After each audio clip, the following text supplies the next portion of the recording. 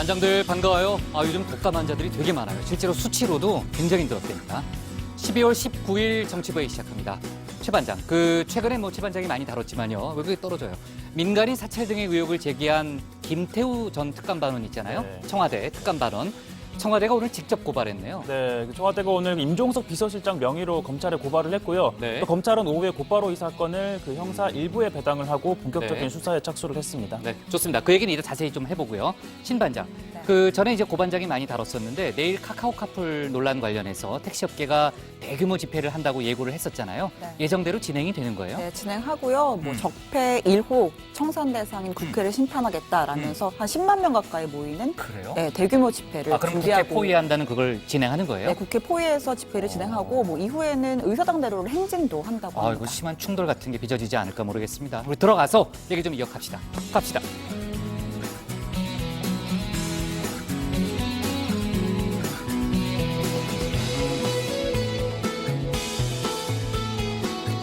네, 반장들 자리에 앉았으면 정치부회를 시작하죠. 어제 저희도 속보로 다뤘지만요. 고3 학생 3명이 숨진 강원도 강릉 펜션 사고에 대해서 조금 전 경찰이 수사 상황을 발표했습니다. 혈중 일산화탄소 농도가 치사량을 훨씬 넘는 수치로 나타나서 일산화탄소 중독에 의한 사망으로 확인됐습니다. 독극물은 검출되지 않았고요. 결국은 어제 저희가 조심스럽게 예측한 대로 보일러 본체와 배기관의 연결 부위가 어긋나서 배기가스 일부가 유출된 걸로 일단 추정이 됩니다. CCTV로 확인해 보니까요. 학생들은 바비큐장에서 고기를 저녁에 구워 먹었고 오후 9시 5분에 객실로 이동을 했습니다. 그 뒤에는 움직이지 않은 걸로 그렇게 조사가 됐고요. CCTV에 그렇게 나와 있습니다. 그러니까 방 안에서 이제 시간을 보낸 거죠. 그 이후 시간은. 현재까지의 조사 결과 펜션 설치부터 허가, 관리에 이르기까지 곳곳에서 부실 흔적이 나타나고 있는데 전형적인 인재가 아닐 수 없습니다. 너무나 충격적인 안타까운 소식인데 고 반장 발제 때 조금 더 자세히 얘기를 해보겠습니다. 그리고 정부가 오늘 3기 신도시 후보지를 발표했습니다. 경기도 남양주와 하남, 인천 계양에 신도시가 들어서고요. 과천에도 여의도 절반 크기만한 중규모의 택지를 조성합니다. 이와 함께 역시 이제 교통이 가장 중요한 문제잖아요. 이들 지역의 교통 여건을 개선하기 위한 광역 교통 대책도 마련되게 됐고요. 국토부에 따르면은 이번에 공급되는 주택이 총 15만 5천 호입니다. 내년 상반기에 11만 호의 추가 공급 계획이 있을 거다. 그런 설명도 있었습니다. 신 반장 발제 때 관련 내용은 또 자세히 짚어볼게요. 오늘 정치부 회의는요. 먼저 고 반장 발제를 들어보면서 인재로 확인된 강릉 펜션 사고 속보부터 자세히 짚어보고요. 3기 신도시 발표 등 정부 관련 뉴스와 외교안보 소식을 이어서 다루겠습니다. 결국 검찰 수사로 이어지게 된 청와대 전직 특감 발언의 폭로 관련 소식, 또 오늘 국회 상황도 짚어봅니다. 그럼 먼저 고석승 반장의 발제부터 시작하겠습니다.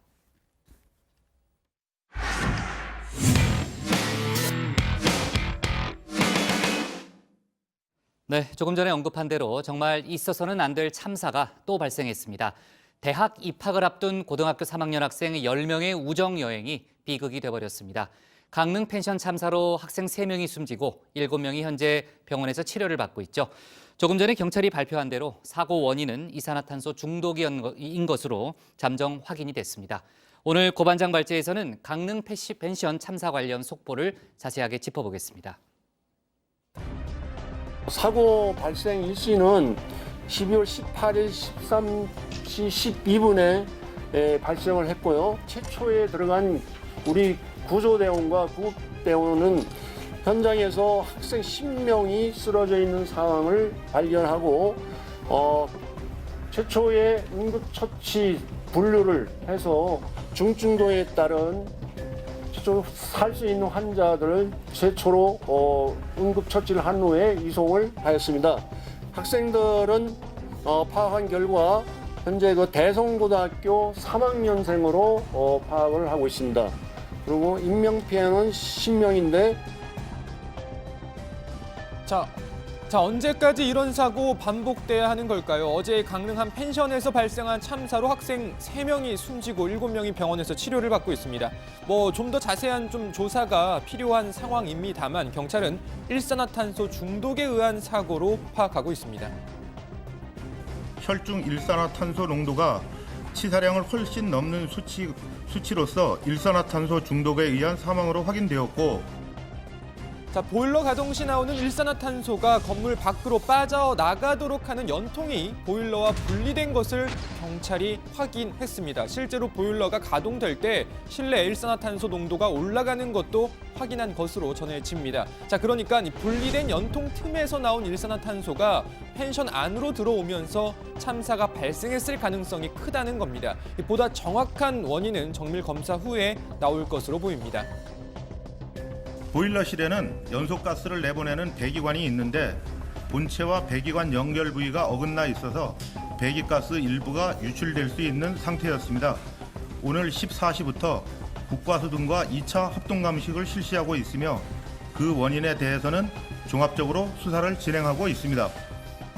네, 부상을 입은 학생 7명 현재 강릉 아산병원과 원주 세브란스 기독병원에서 분산 치료 중입니다. 어제까지만 해도 치료 중인 학생들 상당수 좀 위중한 상태였는데 현재 일부 학생들 조금씩 안정을 찾아가고 있는 것으로 전해졌습니다. 환자들 경우에는 5분의 학생은 당분간 서울로 이송을 할 수 없는 상태입니다. 의사 선생님이 최소 일주일간은 지금 강릉에서 집중 치료를 받아야 되고 원주 세브란스도 마찬가지입니다. 그래서 당분간은 환자들은 하고 의사 선생님의 별도의 소견에 따라서 향후에 예후를 보면서 또 조치를 하도록 그렇게 하겠습니다. 네, 학생들은 얼마 전 수능 시험을 치른 서울 대성고등학교 3학년 친구들입니다. 대학 입학 또는 사회생활을 앞두고 비극이 벌어진 겁니다. 고등학교 졸업이 얼마 남지 않은 상황에서 부모님들의 허락하에 친구들끼리 떠난 이른바 우정 여행이었습니다. 2학년 때 친구들하고 3학년 때 친구들하고 친했던 친구들끼리 시험 다 끝났으니까 같이 놀러 가자 이렇게 한 것 같고, 자기들끼리 이제 스트레스 다 풀렸다 그러면 친구들끼리 마음 맞는데 친구들끼리 한번 그냥 바람 쐬고 올게요라고 해가지고 그렇게 세상 물정 모르고 그냥 18, 19이죠. 뭐 대학교 시험 봤는데도 뭐 잘 봤든 안 봤든 상관 안 하고 그냥 재수할게요 막 이런 얘기도 하고 아니면 뭐 그랬었는데. 자, 이런 사고가 나면 뒤늦게 이게 문제였다, 저게 문제였다, 사후 약방문식 처방에 나서는 모습 익숙합니다. 자, 그런데 이 펜션, 캠핑장 같은 소규모 숙박시설 안전 문제 점검 시급하다는 이야기 매년 나왔습니다. 관련 참사도 잊을만 하면 이어지곤 했습니다. 지난 2014년 전남 담양의 한 펜션 화재로 5명이 숨지고 10여 명이 다쳤습니다. 그리고 같은 해 12월 전북 남원의 한 펜션에서 일산화탄소 중독 사고도 있었습니다. 2015년 3월 인천 강화군의 캠핑장에서 불이 나 아이들을 포함해서 5명이 숨지는 사고도 있었고, 경기 양평에서도 비슷한 사고로 2명이 숨졌습니다. 올해 4월에도 전남 순천의 한 펜션에서 일산화탄소 중독 사고가 있었던 것으로 확인됐습니다. 자, 이렇게 사고가 이어졌지만 그동안 사후 약방문마저도 제대로 없었던 겁니다. 자, 사고 발생 직후 유은혜 사회부총리, 문재인 대통령의 지시로 강릉 현장으로 달려갔습니다. 김부겸 행정안전부 장관, 이계호 농림축산식품부 장관, 진선미 여성가족부 장관, 조희연 서울시 교육감 등 유관기관 관계자들도 현장을 찾아 긴급 회의를 가졌습니다. 유은혜 부총리 오늘 오전 상황점검회의에서 다시는 이런 일이 없도록 하겠다고 밝혔습니다. 사고 원인이 정확하게 밝혀지는 대로 각 부처별로 해야 할 일들을 철저히 챙기겠습니다. 현재의 상황을 해결하기 위해서 어젯밤 9시를 기해서 정부는 강릉사고수습본부를 구성했고, 교육부는 강릉사고수습본부와 한 라인 협업 체계를 구축하기 위한 상황대책반을 구성했습니다. 특히 교육부는 이런 일이 다시는 발생하지 않도록 교육기관이 해야 할 일을 처음부터 철저히 다시 챙기겠습니다. 네, 관련 소식은 바로 들어가서 좀 더 자세히 이야기 나눠보겠습니다. 오늘 발제는 여기까지입니다. 네, 어제도 저희가 속보로 다뤘고요. 오늘도 이제 관련한 소식을 전해드리고 있는데, 조금 전에 이제 경찰이 발표한 사건 관련한 브리핑이 이제 최종 수사 결과 브리핑입니다. 물론 이후에도 추가로 속보가 나오면은 저희가 바로 회의 때 전하는 걸로 하고요. 지금까지 이제 확인된 그런 사실을 기초로 해서요, 사고에 이르기까지 있었던 상황을 다시 한번 재구성해 볼까요? 그렇습니다. 지난달 이 수능 시험을 본 서울 대성고등학교 3학년생 남학생 10명이 지난 17일, 그러니까 월요일에 2박 3일 일정으로 강원도 강릉으로 여행을 간 겁니다. 부모님들한테 허락을 구했고 학교에도 개인 현장 체험 학습 일정으로 이미 사전 허락을 받은 상황이었죠. 자, 고등학교 졸업을 앞두고 일종의 우정 여행을 떠난 셈이었던 건데 이 강릉에 도착한 월요일 밤 이 펜션 바깥에서 고기를 구워 먹으면서 담소도 나누고 시간을 보낸 것까지는 확인이 됐습니다. 자, 경찰 브리핑 잠깐 들어보시죠. 바베큐장에서 고기를 구워 먹으며 식사를 하였고 이후 20시 52분 식사를 마치고 청소를 한 후 21시 05분에 201호 객실로 올라간 이후 이동하지 않은 것으로 확인되었습니다. 자, 그리고 나서 이 복층 구조의 펜션 안에서 잠이 들었던 걸로 추정이 됩니다. 다음 날 18일, 그러니까 어제 낮이었죠. 모두 의식을 잃은 채 쓰러져 있었던 거죠. 일산화탄소 중독 증세를 보여서 급히 병원으로 이송을 했는데 결국 학생 3명이 목숨을 잃었고 7명이 지금 치료를 받고 있는 상황입니다. 네, 일단은 이제 일산화탄소 중독으로 확인됐다는 경찰의 발표가 있었지만요. 그리고 아마 그 원인은 뭔가 보일러 배관에 연통에 문제가 있을 거다라는 추론은 가능합니다. 지금 국가수가 감식 작업을 벌이고 있고요. 하지만 저희가 정확하게 지금 이제 결론이 났다 이렇게 얘기하기는 조금 이른 그런 상황인데 일단 지금까지 나온 여러 가지 상황을 종합해 보면은 일산화탄소 중독으로는 확인이 됐는데 그 펜션에는 일산화탄소 감지기는 없었던 거죠? 네, 현재까지 조사된 바로는 해당 펜션에 일산화탄소 감지기나 경보기가 따로 설치되지 않았던 것으로 전해지고 있습니다. 왜냐하면 이 별도의 법령이 없기 때문에 이 펜션에 가스 경보기를 설치하는 건 의무사항이 아니라고 합니다. 업주의 선택사항인 건데요. 일산화탄소는 무색 무취이기 때문에 육안으로 확인하는 건 사실상 불가능합니다. 그리고 농도가 짙어지고 신체 이상 반응이 오면 그때서야 알 수 있는 건데요. 일반적으로 공기 중 일산화탄소 농도가 400ppm 이하일 때는 두통을 호소하는 증상에 그치지만 800ppm만 돼도 2시간 이내에 구토와 실신을 동반한다고 합니다. 그리고 그 두 배인 1600ppm이 넘어가면 2시간 만에 사망에 이를 수 있다고 하고요. 이번에 그 학생들을 발견했을 당시 일산화탄소 수치가 150ppm 정도 됐다고 하는데 그러니까 이 밤 사이에 펜션 내부 창문과 출입문이 닫혀 있던 상황에선 훨씬 더 농도가 짙었을 것으로 추정이 됩니다. 그러나 이 경보기가 만일 설치돼 있었다면 위험 수위에 도달하기 전에 그 알람이 울렸을 것이고 그렇다면 이런 비극은 발생하지 않았을 가능성이 큰 겁니다. 네.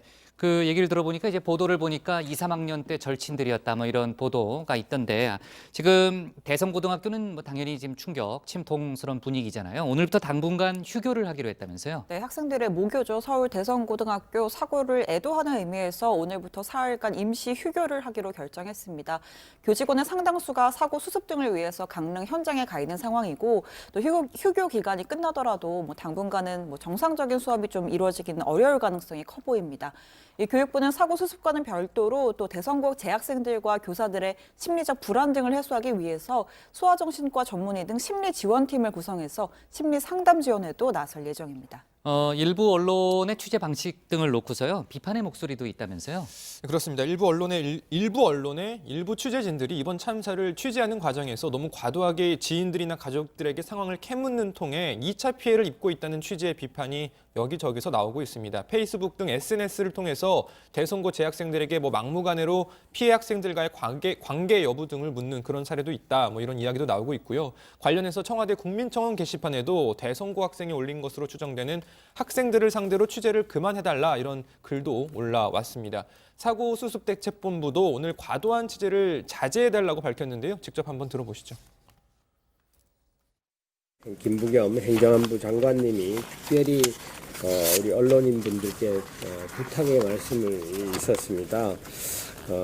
지금 현재 이 학생들이 또 어린 학생들이고 또 내 자식이라고 이렇게 생각을 해서 지금 유가족들이 정말로 방황이 없고 말할 수 없는 정신적인 지금 고통을 지금 당하고 있기 때문에 가급적이면 지금 개별적인 접촉을 조금 자제해 주시고. 네, 참사 상황을 전달하는 과정에서 의혹이 앞서는 경우도 있을 수 있어요. 근데 피해자 가족들이나 지인들을 과도하게 접촉하는 취재는 자제할 필요가 있어 보입니다. 저도 저희 사회부에 특별히 당부를 했어요. 그 부분은요. 자, 국회 이야기를 좀 해보겠습니다. 오늘 정부 여당이요. 이른바 위험의 외주화, 저희가 이 얘기를 며칠째 좀 다뤄왔잖아요. 당정 협의를 가졌다면서요? 네, 그렇습니다. 당정이 오늘 국회에서 위험의 외주화 개선 방안 마련을 위한 긴급 회의를 열었습니다. 도급 계약을 제한하는 내용의 산업안전보건법 전면 개정안을 국회에서 통과시키기로 의견을 모았고요. 우원식 의원이 회의 직후에 브리핑을 가졌는데 이 원청의 책임을 확대하는 한편 외주화를 제한하기 위한 여러 도급을 제한하고 이 산업재해 예방과 관련한 제재도 강화하는 것이 법 개정안의 주요 내용이라고 설명을 했습니다. 그리고 또 앞으로 하청업체의 산업재해 사고 현황을 공공기관 평가에 반영하기로 했습니다. 그리고 오늘 국회 환노위에서도 소위를 열고 관련 법안 심의에 착수했는데요. 이 환노위는 산업안전보건법 개정안을 처리하기에 앞서서 공청회를 개최해 의견을 수렴하기로 했습니다. 오는 21일 노동계와 경영계 전문가들이 참여하는 공청회를 열고 의견을 청취하고 난 다음에 오후에 이를 반영해서 이 산업안전보건법 개정안을 처리하겠다는 겁니다. 만약 21일에 합의에 이르지 못하더라도 늦어도 24일까지는 환노위 심의를 마치고 26일 법사위 그리고 27일 본회의 처리 일정은 맞추겠다는 계획입니다. 네, 오늘 고용노동소위 회의에서는 탄력근로제 단위기간 확대를 위한 근로기준법 개정안도 논의가 됐는데요. 경제사회노동위원회 논의를 참고해서 처리하겠다는 여야 합의에 따라 내년 1월까지 이 경사노위의 논의를 지켜보고 내년 2월 임시국회에서 개정안을 처리하기로 합의했습니다. 네. 그 강릉 펜션 사고 관련해서 이제 현장에서 추가로 뭐 소식이 들어온다든지 하면요. 저희가 속보로 계속 다루는 걸로 하겠습니다. 자, 오늘 기사 제목은요. 이렇게 정하겠습니다. 경찰 숨진 학생들 일산화탄소 중독 사망으로 잡겠습니다. 다음은 신혜원 반장의 발제를 들어보겠습니다.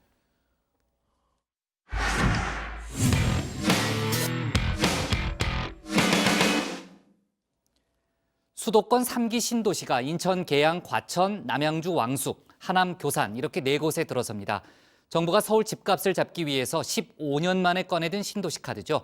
2021년부터 총 12만 2천 가구가 공급되고 또 서울 도심에 30분 내에 접근이 가능하도록 광역 교통망도 구축됩니다. 오늘 신반장 발제에서는 정부의 3기 신도시 발표 소식, 또 청와대 외교안보 뉴스를 함께 살펴보겠습니다. 네, 국토교통부가 2차 수도권 주택공급 계획 및 수도권 광역교통망 개선 방안을 내놨습니다. 3기 신도시로 경기 남양주와 하남, 인천, 계양, 그리고 과천을 발표했습니다. 정부는 지난 9월 서울과 가까운 수도권 지역 330만 제곱미터에 20만 호 규모의 신도시를 짓기로 했었고 이 가운데 4곳을 우선 선정한 겁니다. 100만 제곱미터 이상의 대규모 택지는 남양주, 하남, 인천 계양, 과천 등 4곳에 12만 2천 호이며 중소규모는 37곳에 3만 3천 호입니다. 자, 핵심은 서울로의 접근성입니다. 이 4곳 모두 서울의 경계로부터 2km 이내 거리에 위치합니다. 분당, 일산 같은 1기 신도시는 5km, 2기는 10km 수준인 걸 고려하면 거의 옆 동네 수준이라고 할 수 있는데요. 이 국토부는 GTX 등 광역 교통망축을 중심으로 신규 택지를 개발한다면서 이 남양주 왕숙의 경우 서울역까지 15분, 하남 교산은 수서역까지 20분, 인천 계양은 여의도까지 25분, 과천은 사당까지 10분 거리다라고 설명을 했습니다. 택지 4곳은 서울과 1기 신도시 사이로 서울과 연접하거나 매우 가까운 곳에 위치하고 있으며 GTX 등 광역교통망을 충분히 갖춰서 서울 도심까지 30분 내 출퇴근이 가능한 도시로 조성될 것입니다. 네, 서울 정부청사 브리핑룸엔 김현미 국토부 장관뿐 아니라 박원순 서울시장, 이재명 경기지사 등 7명의 지자체장이 한자리에 모였습니다. 상당히 이례적인 풍경인데요. 신도시 선정 과정에서 불거진 지역 간의 갈등, 또 주민들의 반발을 의식해서 정부의 일방적인 밀어붙이기가 아닌 지역과 함께 만드는 신도시를 강조하기 위한 행보로 풀이가 됩니다. 또 오늘 발표까지 국토부 담당 공무원들 말 그대로 피말리는 보안 작전을 펼쳤습니다. 과장을 조금 보태서 거의 남북 정상회담급, 아니 어쩌면 더 특급 미션이었습니다. 그런 외교 일정이야 극소수의 고위급 인사들끼리만 공유를 하면 되지만 이 부동산 정책은 후보지 답사해야죠. 주민 의견 들어야죠. 또 관계기관 협의까지 워낙에 엮인 사람들이 많습니다. 또 여기에 콩고물을 노리는 투기 세력까지 합세를 할 수가 있고 심지어 국토위 소속 여당 국회의원마저 사전에 정보를 유출한 전례가 있었습니다. 민주당 신창현 의원, 전국의 투기꾼들이 돈 보따리 싸들고 귓종부 세우고 있는 이때에 한국투지주택공사 LH의 이 경기도 신규 택지 개발 정보 미리 얻어서 짠 하고 공개했던 사실 말이죠. 정말 많은 분들이 황당함을 넘어서 지금 분노하셨습니다. 결국 이 사전 유출 파문 잊고서 신규 택지 개발 계획 완전히 꼬여버렸습니다. 네, 당시에 신창현 의원 국민의 알 권리라는 납득하기 어려운 해명을 내놓더니 결국 국토위에서 사임하는 것으로 어영부영 사태를 마무리 지었습니다. 아무튼 이미 이렇게 한번 크게 데인 국토부, 결국엔 007 가방까지 동원을 했는데 오직 신도시 담당 팀장만이 이 가방을 들 수 있었다고 합니다. 또 관련 회의 후에 문건은 무조건 회수, 청와대도 예외가 아니었다고 합니다. 또 회의 전에는 보안 각서를 받고 회의 후에는 정보 누출 시 수사 대상 및 형법에 따라 징역형을 받을 수도 있다는 경고 문자까지 보냈다고 합니다. 결과적으로 이번 발표, 보안과 관련해선 가타부타 뒷말이 나오지 않고 있습니다. 자, 부동산의 전문가들은 정부가 15년 만에 꺼내든 신도시 개발 카드가 시장에 안정 효과를 가져올 것이라고 전망합니다. 중장기적으로는 안정적인 공급 기반이 확보돼서 수도권 집값 잡는 데도 역할을 할 거라고 보고 있죠. 자, 성패는 일자리 등 자족 기능을 갖추느냐, 또 교통망이 제대로 확충되느냐에 달려 있습니다. 판교의 테크노밸리처럼 업무지구가 형성돼야만 배드타운으로 전락하지 않을 수가 있고요. GTX 노선이 계획대로 착공돼야만 이른바 출퇴근 지옥에 빠지지 않을 수 있습니다. 또 주민들의 반발도 과제입니다. 일부 주민들은 임대주택 건립을 반대하고 교통, 생활 여건이 악화될 것을 우려해서 이렇게 집회를 열기도 했습니다. 자, 반대로 입지가 상대적으로 떨어진 곳에 있는 전임 신도시들, 구도심 전락 및 집값 하락을 걱정하고 있죠. 너무나 많은 이해관계가 얽혀있는 만큼 정책 집행 과정에서의 소통이 무엇보다 중요해 보입니다. 자, 경제 뉴스 하나 더 다루겠습니다. 재정과 통화를 담당하는 두 수장이 손을 맞잡았습니다. 홍남기 경제부총리가 취임 후 처음으로 이주열 한국은행 총재를 찾았는데요. 홍 부총리는 최근 투자, 고용, 분배 지표가 부진하다면서 통화와 금융정책의 공조가 매우 중요한 시점이라고 이야기했습니다. 간간히 뵙고 또 전화 올리고 하는 정도였습니다만은 제가 이 기획재정부 장관이라는 직책을 수행하면서 아마 총재님은 가장 많이 찾아뵈야 되지 않는가 하는 각오를 하고 더군다나 대외적으로 글로벌 불확실성이 상존해 있기 때문에 내년도 경제 여건이 결코 녹록지가 않은 그런 상황입니다. 안심하고 있기에는 엄중한 리스크 요인들이 상존해 있기 때문에 기재부와 하는 모든 정책을 운영함에 있어서 긴장의 끈을 놓지 말아야 되겠다 이렇게 생각을 하고 있습니다. 네, 이 총재는 앞서 향후 3, 4년 뒤가 더 걱정이다. 반도체 이후의 미래 먹거리를 찾아야 한다는 우려를 내비친 바가 있습니다. 이 두 사람은 약 1시간가량의 비공개 오찬에서 미래 성장 동력 산업과 한미 금리 격차 등 금융 현안, 또 미중 무역 분쟁의 불확실성에 대해서 논의한 것으로 알려졌습니다. 자, 홍남기 부총리는 취임 후 첫 번째 경제 현안 조율 회의도 진행했습니다. 과거에 열렸던 서별관 회의와 비슷한 형태로 경제 현안에 대해서 비공식적으로 의견을 나누는 자리입니다. 홍 부총리는 내년도 최저임금 인상과 연착륙 방안 등을 중점적으로 논의했다면서 청와대와 경제팀이 고민하는 것을 잘 조율했다고 설명했습니다. 자, 오늘 청와대 발제 이렇게 정리하겠습니다.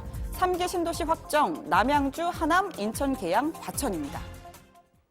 자, 3기 신도시 발표 얘기부터 해볼게요. 그러니까 서울로부터 한 2km 이내, 그리고 이제 광역 교통망을 따라서 총 4곳이죠. 아까 이제 신 반장이 자세히 설명했는데, 그 서울을 포함한 중소규모 택지 개발까지 포함한다면은 뭐 아까 제가 15만 5천 호라고 그랬던가요? 15만 호가 넘게 그런 공급될 예정인데, 부동산 하면 역시 또 고 반장 아니겠습니까? 고 반장이 좀 상세히 설명을 해보죠.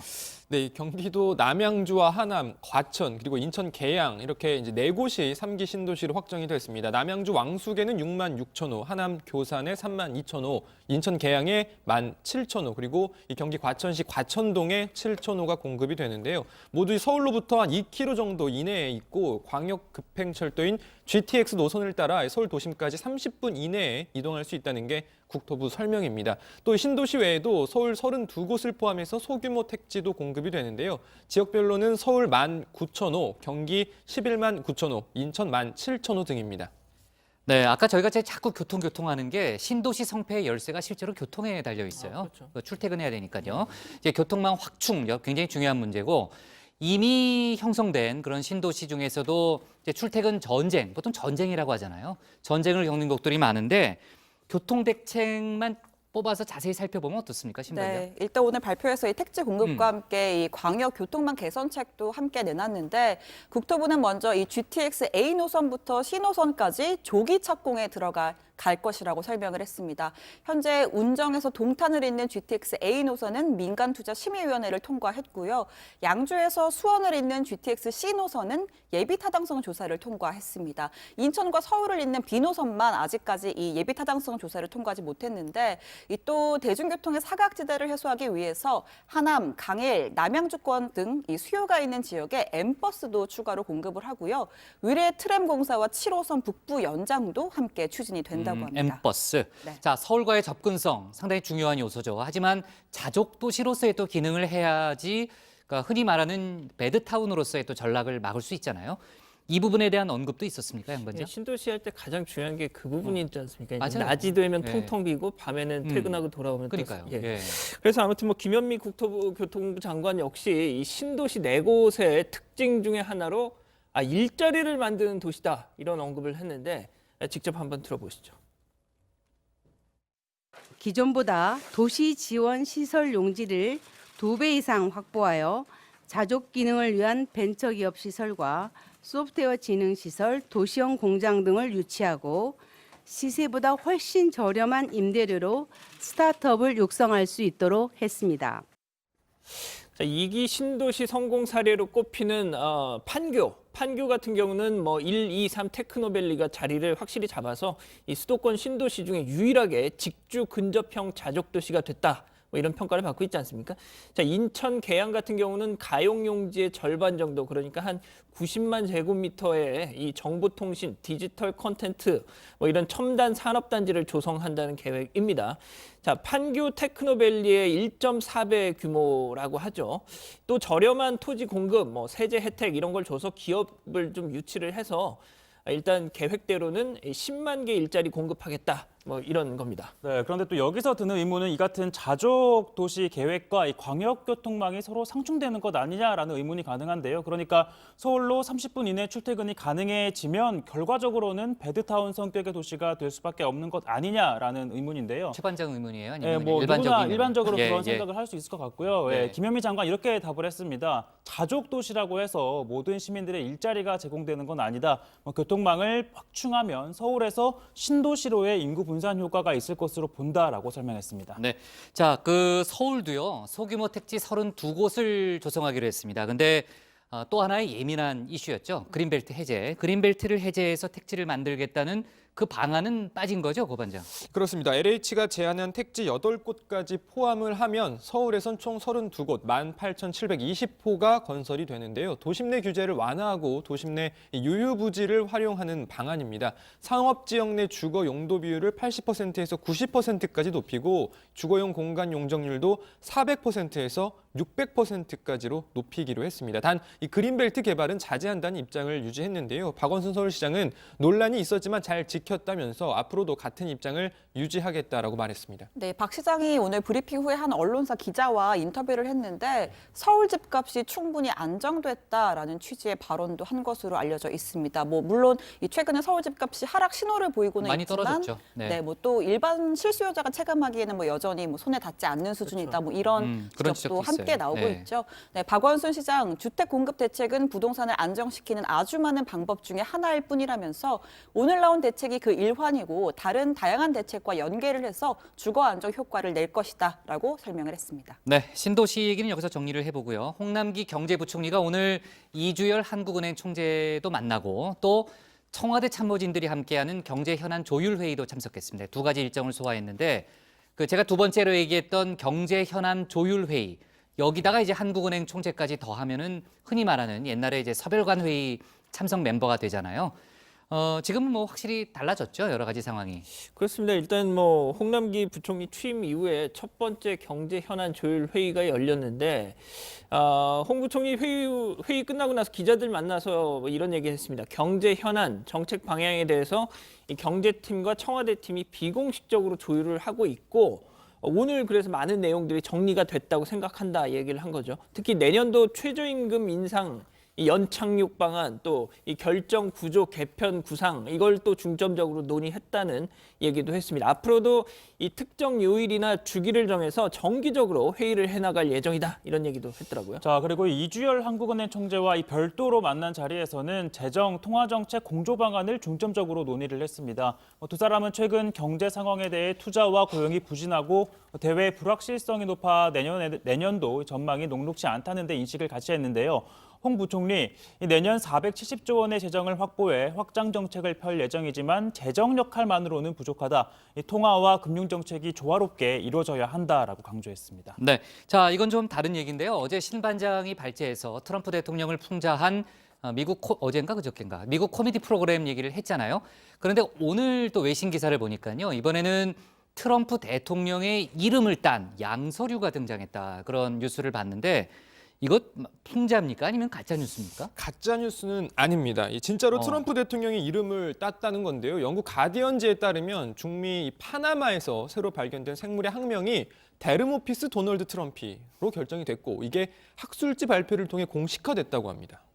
아, 저 생물이에요? 예, 뭔가 맞습니다. 긴 지렁이 같이 보이는데, 근데 그죠? 지렁이처럼 보이죠. 근데 왜 저 생물에게 트럼프 대통령 이름이 붙은 거예요? 네, 바로 이 데르모피스 도널드 트럼피는 다리나 발이 없는 양서류 그 무종목에 속하는 길이 10cm의 작은 생물인데요. 무종목이 다리가 없다는 다리가 얘기, 없다는 무종목. 얘기.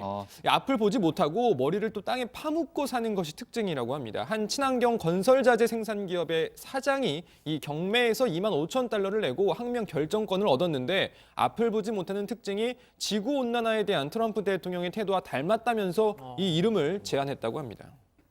아, 그러니까 이제 지구 온난화를 믿지 않는다 이런 발언을 했던 트럼프 대통령을 그러니까 앞을 안 보는 사람이라고 풍자했다. 이렇게 볼 수 있겠네요. 네, 그래서 또 등장한 게 또 합성 사진, 뭐 비교 사진이 등장을 했는데 뭐 지금 잠깐 사진을 보면 저 위에 있는 사진 왼쪽에 있는 게 그 데르모피스 도널드 트럼피.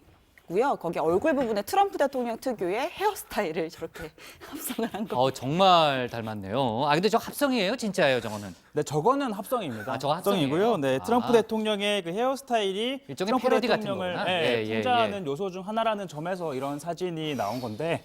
그리고 또 과거에도 또 비슷한 사례가 있었습니다. 그 머리에 노란색 비늘이 달린 신종 나방이 신혜원 원장이 웃고 있는데요. 네. 과거에 트럼프 대통령의 그 금발 머리를 떠올려서 이렇게 노란색 비늘이 달린 신종 나방을 네오팔마 도널드 트럼피라는 이름을 붙인 적이 있습니다. 네. 자, 근데 뭐 풍자라고는 해도요. 뭔가 자기 이름을 딴 생명체가 있다고 생각하면요.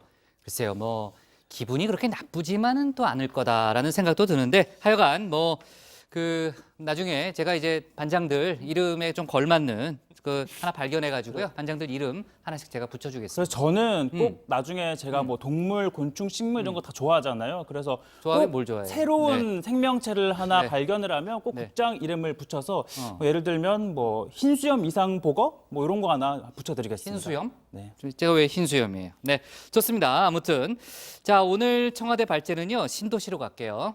네, 자 3기 신도시 남양주, 하남, 인천, 계양, 과천으로 잡겠습니다. 다음은 양원보 반장의 발제를 들어보겠습니다.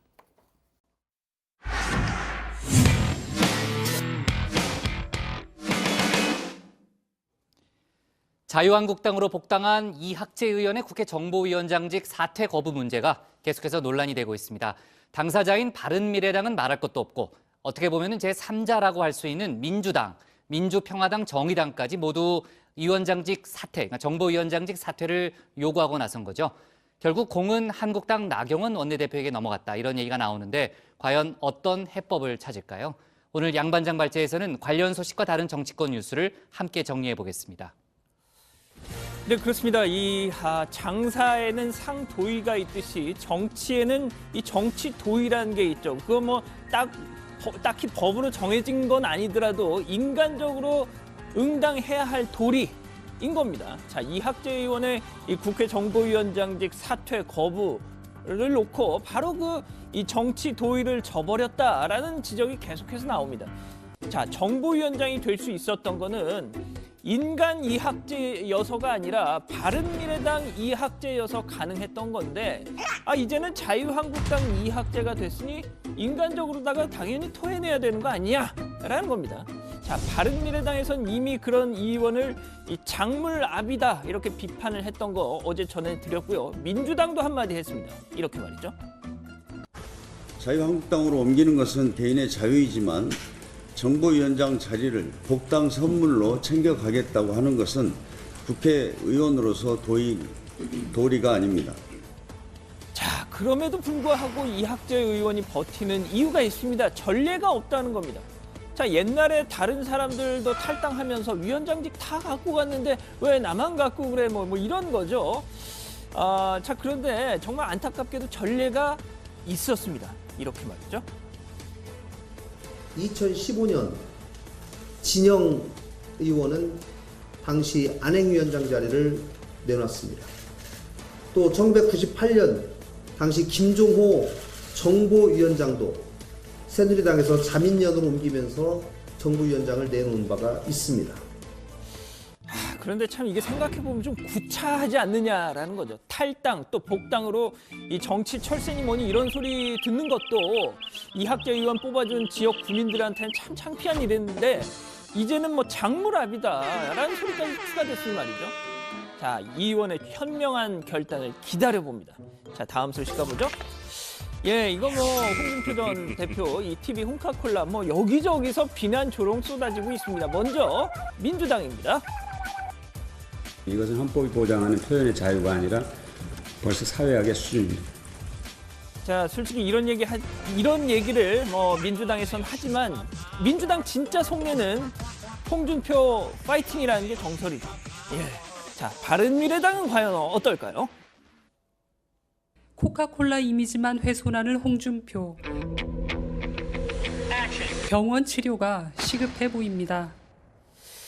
그렇습니다. 저도 좀 이게 걱정인데 어차피 다 아시니까 제가 그냥 상호명 얘기하겠습니다. 자, 홍 전 대표 이 뭡니까? 코카콜라의 상표 트레이드마크 상호 거의 그대로 차용을 하고 있습니다. 빨간색도 그렇고요. 저 물결 마크 어떻습니까? 자, 유튜브 메인 화면에 걸린 사진도 보면 아예 그냥 홍 전 대표는 실제 코카콜라를 마시고 있습니다. 펩시 그거 아니죠.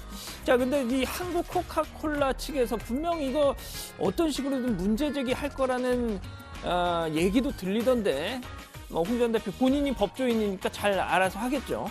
자, 각 당의 이런 이 비판, 조롱에 대해서 홍 전 대표 직접 반응을 내놨습니다. 어제 오후 올라온 글인데 한번 보시죠. 네. 첫 방송에서 각 당 논평을 봤더니 내가 겁나긴 겁나는 모양이다. 팩트가 드러나니 아프긴 아픈 모양이다. 라고 말이죠. 그렇죠. 얼핏 보면 아파하는 것처럼 보이기도 합니다만 근데 실제 아파서 그렇다기보다는 어떻게든 홍 전 대표님의 이 길을 북돋아주기 위해서 아파하는 척을 하는 이 고도의 이 전략이다라는 측면이 있다는 거 꼭 말씀드리고 싶습니다. 이거 참 어떻게 말로 표현할 방법이 없는데 당장 한국당 내부에서도 이 TV 홍카콜라 때문에 이 벙어리 냉가슴만 앓고 있다는 얘기가 있더군요. 아무튼 들어가서 좀 더 얘기해 보기로 하겠습니다. 마지막 소식입니다. 예, 이거 8년 2개월간의 도피 생활을 이어갔던 이 최규호 전 전북교육감 수사 결과 검찰이 오늘 발표했습니다. 자, 최 전 교육감은 구속 기소, 그리고 친형인 최 전 교육감의 도피를 도왔던 최규성 전 농어촌공사 사장은 불구속 기소키로 했다는 거죠. 자, 검찰에 따르면요, 이 최 전 교육감 김 교수님, 서 교수님 이런 가명을 쓰고 다니면서 도피 기간 동안 매월 700만 원 이상 생활비 펑펑 쓰면서 골프, 테니스, 또 사교 댄스, 주식 투자까지 했다는 거 아닙니까? 하지만 제일 충격적인 거 어쩐지 제가 딱 봤을 때 이거는 도망자의 이 살결이 아니다 싶었는데 그 와중에 세상에 피부 시술까지 받았다는 거 아닙니까? 자, 또 올라온 거 있습니다.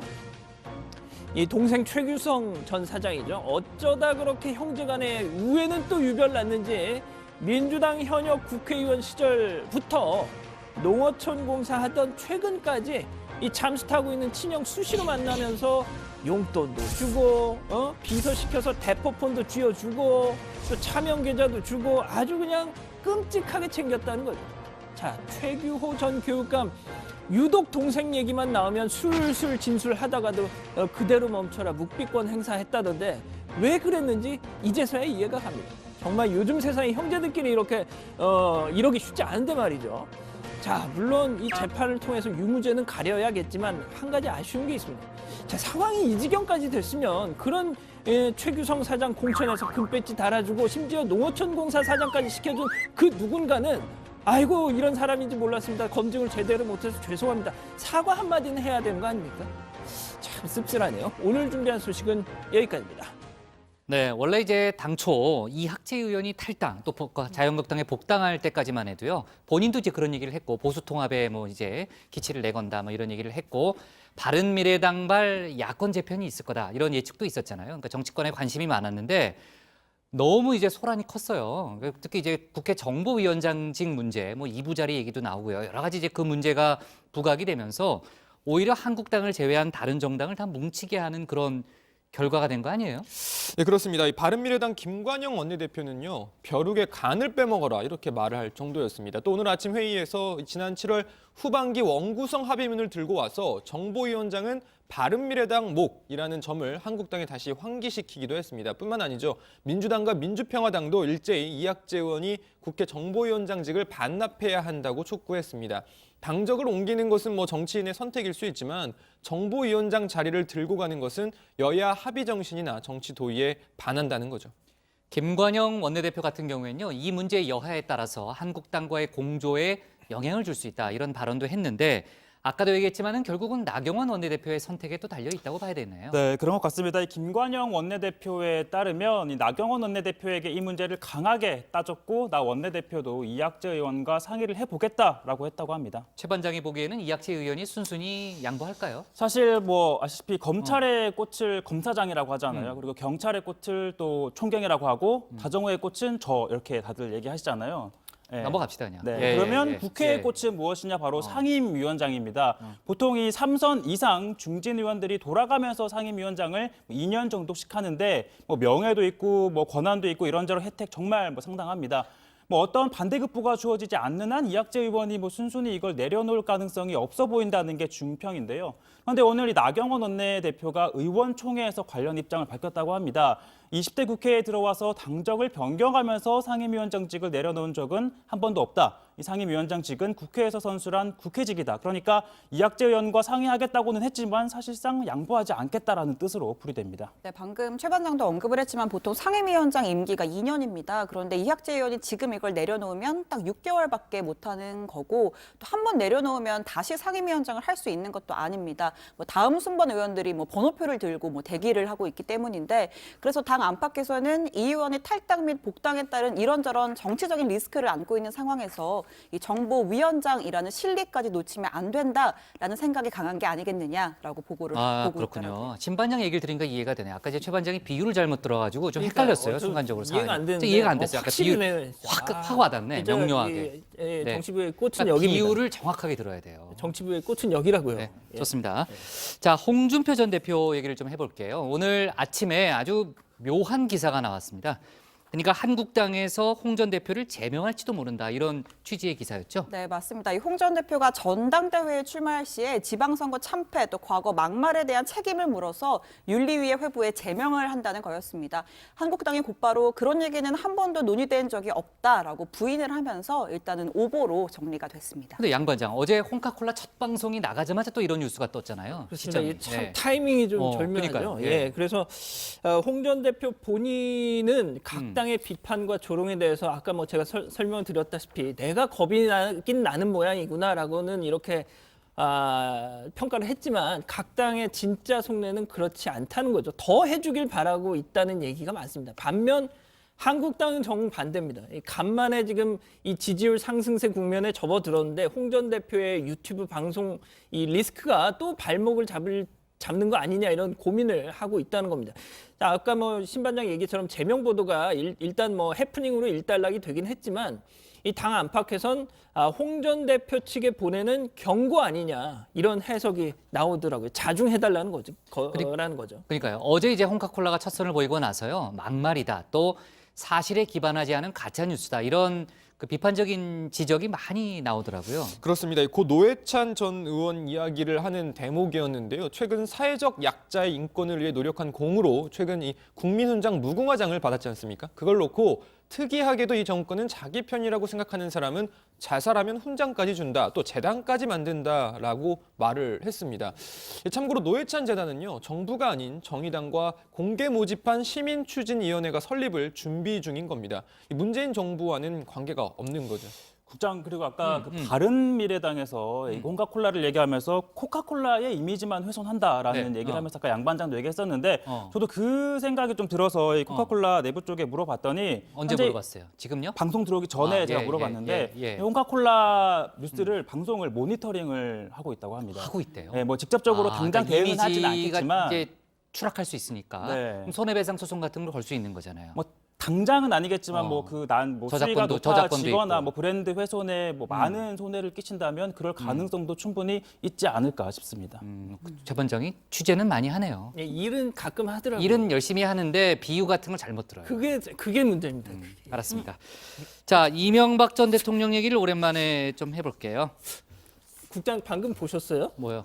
네, 제가 전해드릴게요. 뭐라 그랬어요? 아닙니다. 아니 진행하십시오. 예. 자, 고 반장한테 좀 물어볼게요. 그 측근들에게 옥중 송년 메시지를 보냈다, 뭐 이런 보도가 나왔는데 그 편지를 전해 듣고 측근들이 눈물을 흘렸다, 뭐 그런 내용이네요. 그렇습니다. 지난 15일이었죠. 이명박 정부 청와대에서 일했던 인사들이 송년회를 가졌는데 그 자리에서 이 전 대통령 변호인인 강훈 변호사가 직접 이 MB의 편지를 읽었다는 겁니다. 내용은 한 해를 보내며 여러분을 직접 만나 손을 잡아보지 못해 마음이 아픕니다. 열심히 일하면서 부끄러운 일이 없었다는 것이 나의 확신입니다. 이런 내용인 건데요. 강훈 변호사가 이걸 읽자 자리에 모인 친이계 인사들이 너도 나도 울음을 터뜨렸다는 거죠. 아, 울음을 터뜨렸다. 이 전 대통령 없이도 계속 송년회를 하기로 했던 모양이네요. 네, 사실 그 이 전 대통령에게 12월 19일이 뭐 큰 의미가 있다, 뭐 이런 얘기를 많이 했잖아요. 맞아요. 뭐 예, 결혼 저희도 다룬 기념일, 기억이 나요. 네, 생일, 뭐 대통령 당선일이 겹친다고 해서 이 날짜를 전후로 해서 매년 송년 모임을 가져왔습니다. 결혼 기념일도 겹치고 그렇죠. 그렇습니다. 네, 네. 세 개가 겹치는데 네. 이 올해는 주인공이 참석을 못했던 상황이죠. 어쨌든 이날 모인 청와대 비서진들도 이 전 대통령에게 직접 편지를 써서 전달을 한 것으로 전해졌습니다. 이 밖에도 친이계 의원별로 뭐 장차관별로 개별 모임을 이어가고 있는데 대체로 참석자들은 이 전 대통령 재판이 정치적으로 이루어지고 있고 또 정치 보복은 오래가지 못할 것이라면서 분통을 터뜨리는 분위기라고 합니다. 네, 항소심 재판이 아마 내년 1월 초부터 뭐 진행이 될 거예요. 그 얘기는 또 다시 한번 할 기회가 있을 것 같고요. 그나저나 이재명 경기지사가요, 기소 이후에 처음으로 국회에 왔다면서요, 양 반장. 그렇습니다. 오늘 오전에 뭐 국회에서 무슨 토론회, 아파트 분양원가 토론회가 있었습니다. 여기 바로 이제 참석을 했던 건데 이 지사는 뭐 경기도 내 일부 아파트 또 공공주택의 분양원가를 공개하겠다. 이게 제 기억으로는 지난 지방선거 선거 공약이기도 했던 것 같은데 아무튼 그런 입장을 밝혔고요. 뭐 오늘 이 국회 행차가 백의종군 선언 이후에 처음이었습니다. 처음 외부 일정이었는데 기소가 되기 전과는 다르게 취재진의 이런저런 질문에 뭐 답변을 하지 않더라고요. 그래서 토론회에서 그냥 축사만 남기고 자리를 떠서 좀 눈길을 끌었다고 하네요. 네. 자, 좋습니다. 오늘 기사는 이학재 위원 걸로 잡을까요? 네, 오늘 기사 제목은요, 민주평화도 이학재 정보위원장 사퇴해야, 이렇게 정하겠습니다. 다음은 최종혁 반장의 발제를 들어보겠습니다.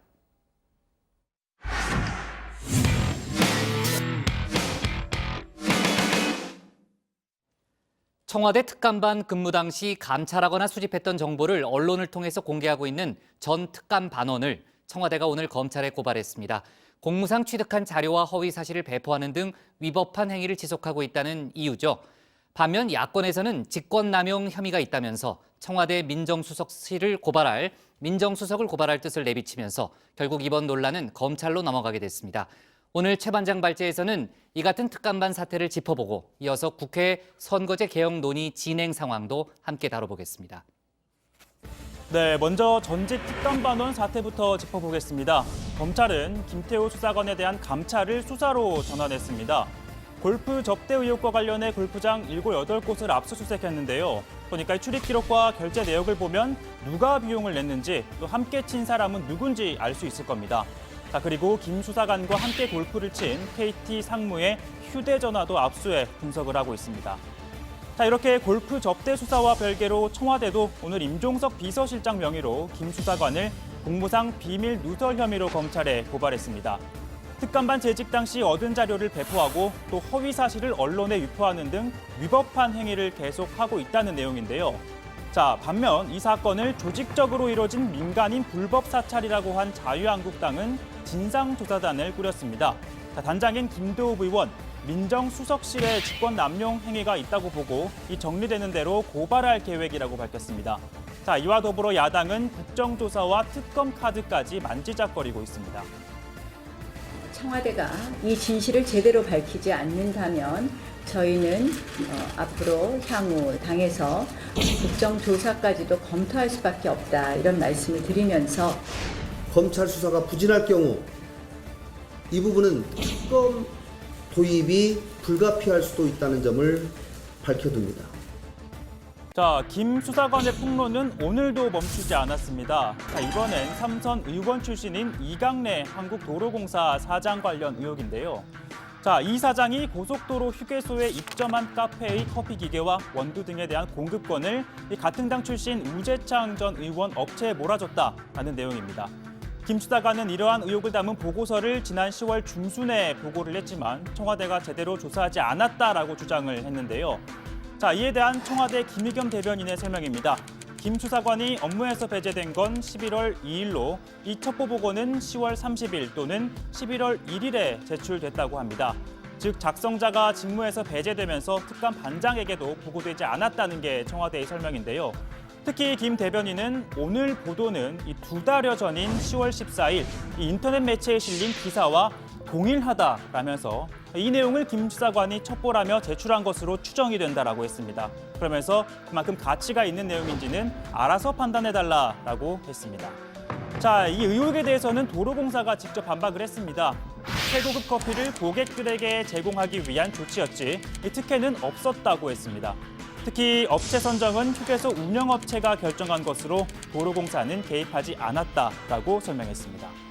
자, 이렇게 연일 김 수사관의 주장이 일부 언론을 통해 공개가 되고 또 이를 토대로 야권에서 공세를 펼치자 민주당은 현 상황을 이렇게 비유했습니다.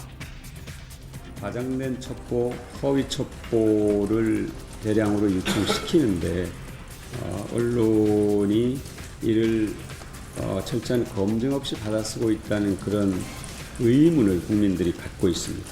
그리고 여기에 기대서 자유한국당이 또 정치 공세를 펴고 있어서 마치 이것이 이 사이클처럼 확산, 증폭되는 이런 이 과정에 있는데요. 자, 이어서 선거제 개혁 진행 상황을 짚어보겠습니다. 자, 일단 정개특위에서 논의 중인데요. 정개특위 1소위는 선거제 개혁을, 그리고 2소위는 정치 개혁을 중점적으로 다룹니다.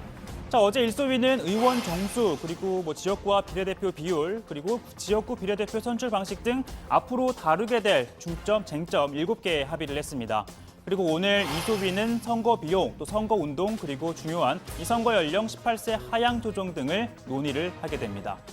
자, 문제는 여야 5당이 연동형 비례대표제 도입 적극 검토라는 합의가 이뤄진 이후에 한국당 내에서 반대의 목소리가 커지고 있다는 겁니다. 당장 정개특위 내에서도 이견이 나왔습니다.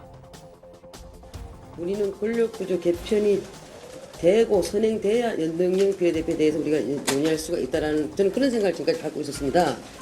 근데 이 부분이 어떻게 이렇게 돼서 합의사항을 이렇게 들어왔는지는 좀 확인을 해봐야 될 것 같습니다. 자, 당내 의견을 수렴하겠다라고 한 나경원 원내대표 오늘 의원총회를 소집했습니다. 당내에서는요, 비례대표를 늘리는 건 안 된다, 당리당략에 불과하다, 또는 정치는 하고 싶지만 선거운동은 싫은 사람들이 주장하는 제도라는 등 부정적인 의견이 잇따라 나오고 있는데요. 그러다 보니 당내 90%가 반대한다는 얘기도 나오고 있습니다. 자, 이에 한국당이 최종적으로 연동형 비례대표제에 동의하지 않을 가능성도 커지고 있습니다. 자, 이에 앞서 오늘 나경원 원내대표는 취임 후 처음으로 현충원을 방문했습니다. 자, 어제 원내 부대표단 구성을 마치고 원내 수석 등 지도부들과 함께 현충탑에 이렇게 참배를 했는데요. 그리고 오늘은 방명록도 함께 남겼습니다. 자, 여기서 제가 오늘 신혜원 반장에게 문제를 하나 내려고 하는데요. 다음 중 나경원 원내대표의 방명록은 몇 번일까요? 제가 이 글씨만 봐도 사람 누군지 맞추는 이 관심법을 좀 하는데 일단은 딱 봐도 그 2번 방명록은 지금 독일에 계신 그분 안철수 전 대표 글씨 같고요. 아무래도 좀 동글동글한 느낌이 4번? 4번이 아닐까요? 네, 제가 봐도 이 4번이 뭐 캘리그라피라고 하나요? 가장 좀 예쁘게 쓴 글자체처럼 보이긴 하는데 정답은요. 3번입니다. 4번은 박원순 서울시장이었고요. 3번 나경원 원내대표 무신분립이라고 했습니다. 신뢰를 얻지 못하면 아무것도 할 수 없다며 국민들의 신뢰를 얻을 수 있는 정당으로 거듭나겠다라는 다짐을 밝혔습니다. 자, 오늘 발제는 먼저 전해드린 특감반 사태로 하겠습니다. 자, 청와대 임종석 명의로 김일누설 전 특감반원 고발입니다. 네, 신 반장을 깎아내린다고 해서 최 반장의 위상이 올라가고 그런 건 아니에요, 최 반장. 기대하지 말고요. 아까 그 2번이 독일에 있는 안철수 전 대표의 건 맞아요? 맞습니다. 네. 아, 맞아요? 네네. 하나 맞췄네, 그래도. 예, 좋습니다. 그 전직 특감반원의 잇따른 폭로성 주장에 대해서 청와대가 결국 법적 조치를 취했습니다. 오늘 공무상 비밀 누설 혐의로 검찰에 이제 고발을 했잖아요. 임종석 비서실장 명의라는 거죠? 그렇습니다. 앞서 청와대는 김 수사관의 행위는 형사처벌 대상이므로 법적 조치도 강구하겠다면서 할 수 있는 최대한의 조치를 하겠다라고 밝혔었는데 오늘 검찰에 결국 고발을 했습니다. 김의겸 청와대 대변인은 오전 11시 14분 공무상 비밀 누설 혐의로 서울중앙지검에 고발장을 제출했다면서 고발장은 임종석 비서실장 명의로 제출됐다고 밝혔습니다. 고발장에는 김태우 전 특감반원은 비위 혐의로 원소속 기관으로 복귀해 피의자 신분으로 수사 중인 상황에서도 허위 사실을 언론에 유포하고 공무상 취득한 자료를 배포하는 등 위법한 행위를 지속하고 있다는 내용이 담겨 있다고 설명했습니다. 검찰은 오후에 곧바로 이 사건을 형사 1부에 배당하고 기록 검토 등에 들어갔습니다. 네, 또 청와대와는 별개로 이 김 수사관이 주장한 우윤근 주 러시아 대사의 뇌물 의혹과 관련해서도 우대사 측에서도 법적 조치를 적극적으로 검토하고 있습니다. 이 우대사 측은 김 수사관을 허위 사실 유포에 의한 명예훼손 혐의로 고소할 예정인데 현재 법리 검토 중이라면서 이 고소장 제출 시기를 조율하고 있고요. 이 김 수사관은 우대사가 장모 씨로부터 1,000만 원을 받았고 이 총선을 앞두고 돌려줬다는 의혹을 제기했지만 우대사 측은 차용증을 공개해가면서 이 협박에 못 이겨 일단 돈을 빌려준 것이다라고 주장을 했습니다. 네, 일각에서는 수사관 한 명하고 청와대 전체가 싸운다. 또 수사관 한 명과 청와대 대변인이 직접 이제 대치 전선을 지금 만들고 있으니까 뭔가 좀 급이 맞지 않는 공방을 벌이는 거 아니냐 그런 지적이 많이 나오는데 김의겸 대변인이 관련한 입장을 또 내놓은 게 있다면서요? 예, 보셨겠지만 일부 언론이 청와대가 6급 수사관에 대해 다들 나서는 등 스스로 급이 맞지 않는 대치 전선을 만들었다. 청와대가 불필요한 에너지 소비했다. 이런 식의 문제 제기를 보도를 통해서 했었죠. 자, 김의겸 청와대 대변인 전적으로 동의한다고 했습니다. 자, 그러면서 그런 문제 의식을 알면서도 대응할 수밖에 없었던 건 수사관 개인 때문이 아니라 김 수사관의 말을 보도하는 언론의 영향력 때문이었다. 이렇게 얘기를 한 거죠. 앞으로 이번 사건과 관련해서 자신 그리고 윤영찬 수석 일절 대응하지 않겠다 이런 입장도 내놨습니다. 네, 아무튼 이번 사건도 고발이 이루어졌기 때문에 결국에는 검찰의 손에 의해서 판단이 될 걸로 보이고요. 지금 한국당 등 일부 야당에서는 검찰 수사가 미진하다면은 특검을 하자 또 그런 주장을 벌써부터 하고 있다면서요? 네, 특검은 이 바른미래당에서 나오고 있는 얘기인데요. 김관영 원내대표 특감반의 민간인 사찰 의혹 등과 관련해 검찰 수사가 부진할 경우에는 특검 도입이 불가피하다라고 했는데요. 직접 한번 들어보시죠. 최근 청와대 특감반 출신의 김태우 수사관의 폭로 내용과 청와대의 갈짓자 행보의 해명 등을 지켜보면서 점립가경이다 아니할 수 없습니다. 특히 김태우 수사관이 청와대에 어떤 내용을 보고했고 어떤 내용을 청와대에서 묵살했는지 이 부분에 관한 진상규명이 반드시 필요합니다. 자, 그리고 자유한국당은 검사 출신 김도읍 의원을 단장으로 하는 관련한 진상조사단을 꾸렸고요. 관련 내용과 당으로 들어온 제보를 면밀하게 검토를 해서 공개하겠다라고 했습니다. 그러면서 민정수석실의 직권남용 행위에 대해서는 검찰에 고발할 뜻도 있다라는 입장을 밝혔습니다. 네, 민주당 홍영표 원내대표는 자유한국당이 정치 공세를 시작하고 있다면서 이번 사건의 본질은 김태우 수사관이 자신의 불법 의혹을 은폐하기 위해 허위 사실을 무차별적으로 유포하고 있는 것이라고 말했습니다. 또 박영선 의원은요, 김 수사관의 무차별적인 폭로가 검찰이 수사권을 빼앗기지 않기 위해 이슈를 제기해 청와대 민정파트를 공격하는 것 아니냐는 시각으로 보는 사람들도 있다라는 주장을 내놓기도 했습니다.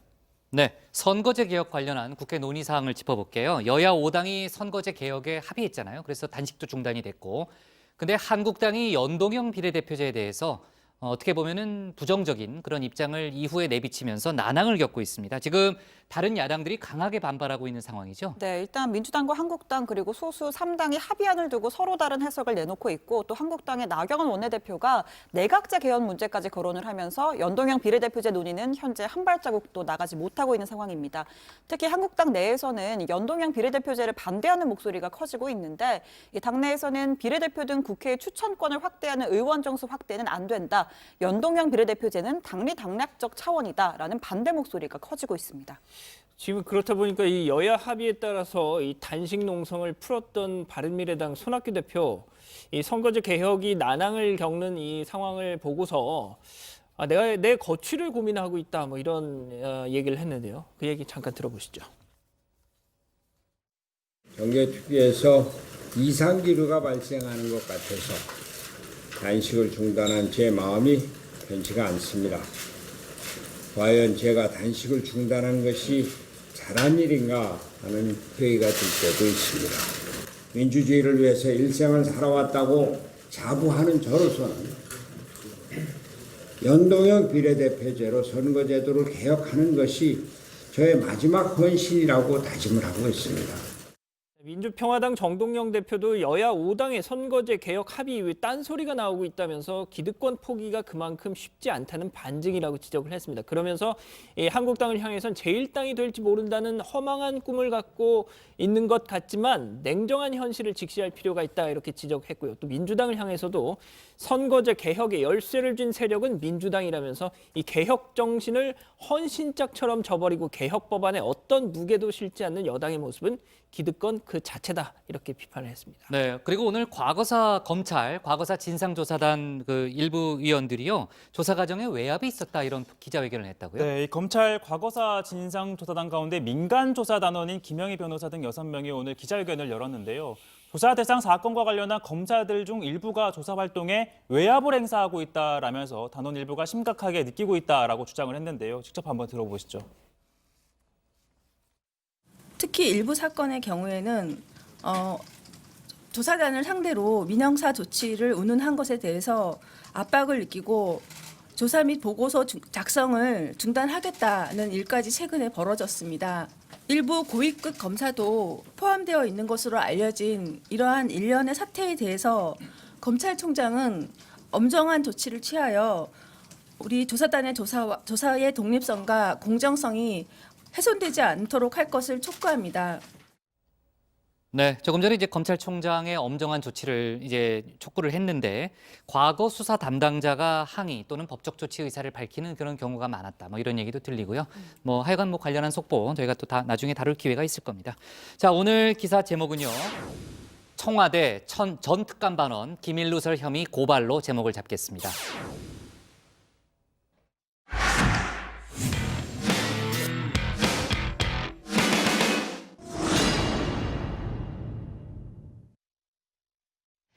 안녕하세요. 톡 쏘는 정치의 강지영입니다.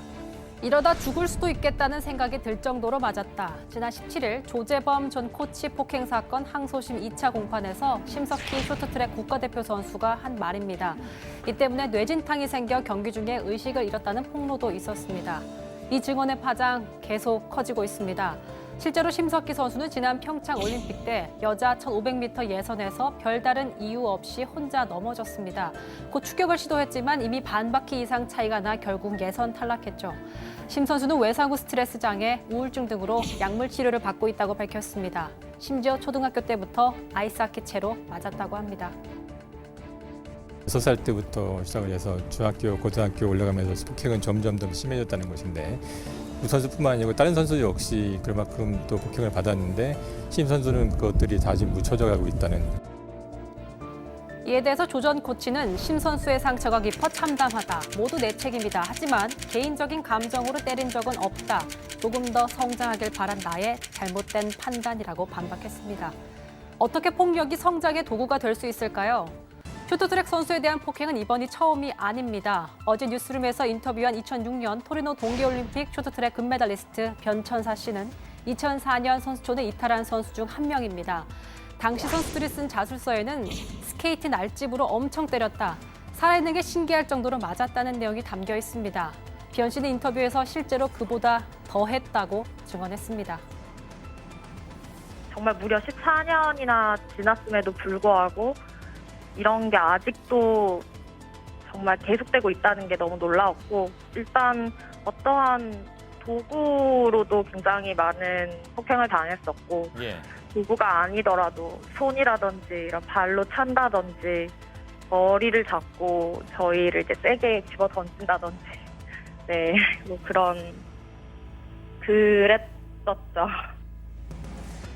14년 전에 있었던 구타가 아직도 계속됐다는 게 놀라운데요. 심지어 당시에는 운동을 하려면 맞을 수 있다는 인식이 팽배했다는 겁니다.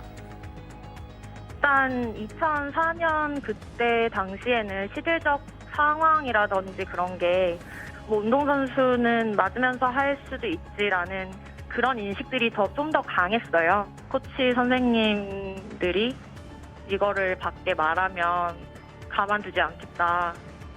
이제 그런 식으로 하니까 그때 당시엔 이제 저 고등학생이고 하니까 너무 무서운 거예요. 당시 선수들의 자술서에는 너무나 소중하고 그 무엇과도 바꿀 수 없는 스케이트를 제일 혐오하게 됐다는 말이 나옵니다. 이렇게 즐겁게 탔던 스케이트를 누가 혐오하게 만들었을까요? 왜 14년이나 지났는데도 이런 폭력 행위는 근절되지 못한 걸까요? 심 선수와 변천사 씨는 모두 이렇게 말합니다. 저 같은 피해자가 나오지 않았으면 좋겠고, 정말 우리 이후로 후배들이 이런 고통을 겪지 않았으면 하는 마음에서.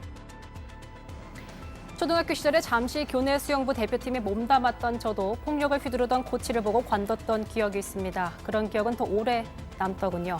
선수들이 더 이상 폭력에 시달리지 않고 사랑하는 운동을 혐오하게 되는 일이 없도록 체육계의 노력 뒤따라야겠습니다. 네. 갑자기 왔네요. 오늘 정치부에는 여기까지고요. 반장들하고 지금 속보 얘기를 하고 있었는데 지금 나경원 원내대표가 조금 전 의총에서 민간인 사찰 리스트다 뭐 이런 주장을 하면서 문건을 공개했다는데 그 얘기는 내일 저희가 추가로 좀 다뤄보고요. 아까 이제 택시업계 내일 대규모 집회가 예정돼 있다는 얘기를 했잖아요. 정말 다행스럽게도 이제 집회는 합니다. 시위는 하는데 그 택시업계가 사회적 대타협 기구에 참여하겠다 이런 의사는 밝혔다고 합니다. 조금 진전이 있는 모양이에요. 저희는 내일 오후 5시 10분에 다시 찾아뵙겠습니다. 네, 고생했습니다. 독감 조심해요. 오늘 감기 환자 많더라고요. 괜히 그 속보 핑계 대신 거죠? 딴짓하고. 아니, 속보 챙겼잖아요. 얘기했잖아요. 네, 뭘 아니죠.